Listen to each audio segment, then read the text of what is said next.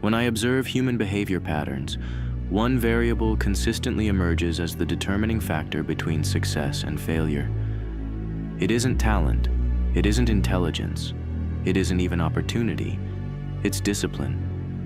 97.3% of ambitious goals remain unrealized due to a single factor: the inability to maintain consistent action despite variable emotional states. Let's approach this logically. Discipline is simply the ability to execute required actions, regardless of present emotional state or perceived difficulty.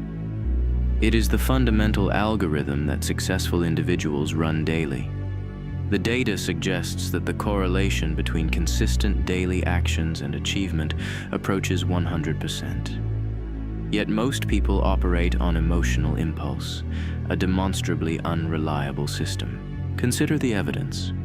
The average successful person makes approximately 15,000 micro-decisions annually that align with their stated objectives. The unsuccessful person makes perhaps 2,000. This isn't conjecture, it's mathematics. Every moment presents a binary choice: the action that moves you toward your goal, or the action that doesn't. Discipline is selecting the correct option with statistical consistency. I've analyzed the patterns of human achievement extensively. The conclusion is inescapable. Those who achieve their objectives have mastered the art of psychological override. They understand that motivation is merely a temporary chemical state. Discipline is the operating system that functions regardless of temporary conditions. The strategy is elegantly simple. Remove decision-making from the equation. Predetermine your actions. Execute without consultation of your emotional state. Document results. Adjust variables as necessary. This is how you achieve a 94% increase in probability of success. Most individuals fail because they attempt to negotiate with themselves daily. This creates decision fatigue.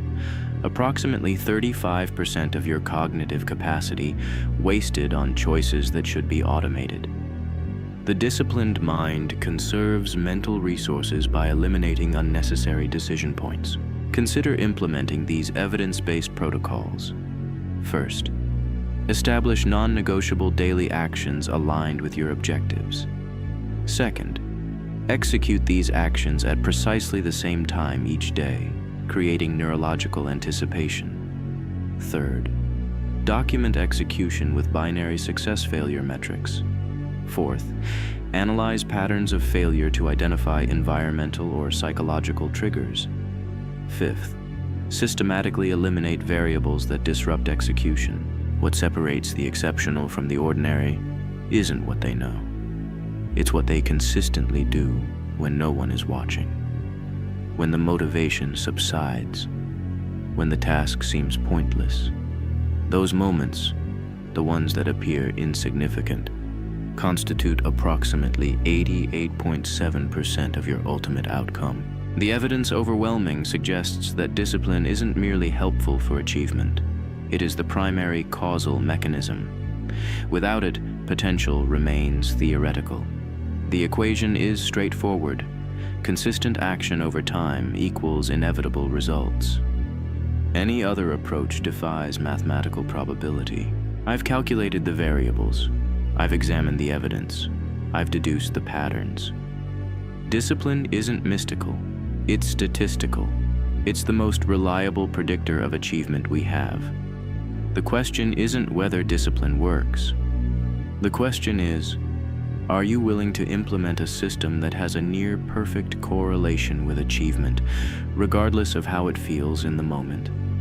The data is clear. The choice is yours. But I recommend you make it just once, and then follow through with mathematical precision. Your future results depend on it. You know, I've spent a lot of time watching people from the sidelines, and I've noticed something interesting about discipline that most people miss. It isn't about being perfect.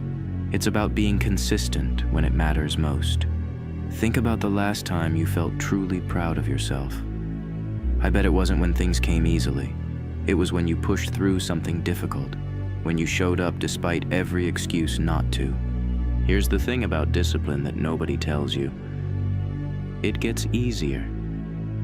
Not because the tasks get easier, but because you get stronger. Every time you choose the harder right over the easier wrong, you're building a mental muscle.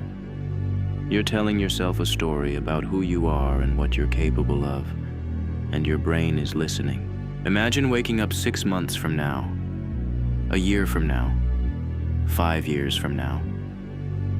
The person you'll be then is being built by the choices you make today, right now, in this moment.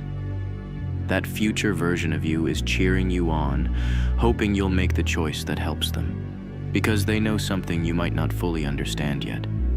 Discipline isn't just about achievement, it's about freedom.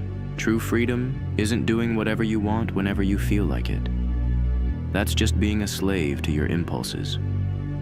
Real freedom comes from knowing you can count on yourself, that your word to yourself matters, that when you say you'll do something, it's as good as done. That kind of self-trust is priceless, and it only comes through discipline. So how do you build this kind of discipline in real life? Start small.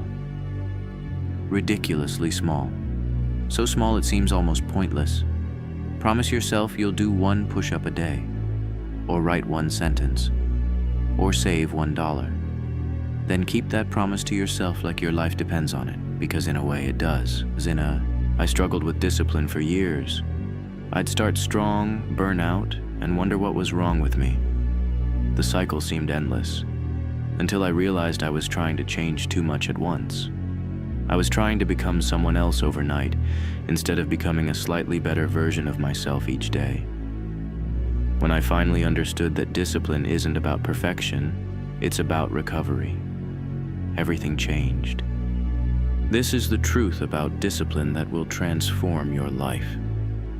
The goal isn't to never fall. The goal is to get up 1 more time than you fall. Discipline isn't built in the moments when everything goes right. It's forged in the moments when everything goes wrong and you show up anyway.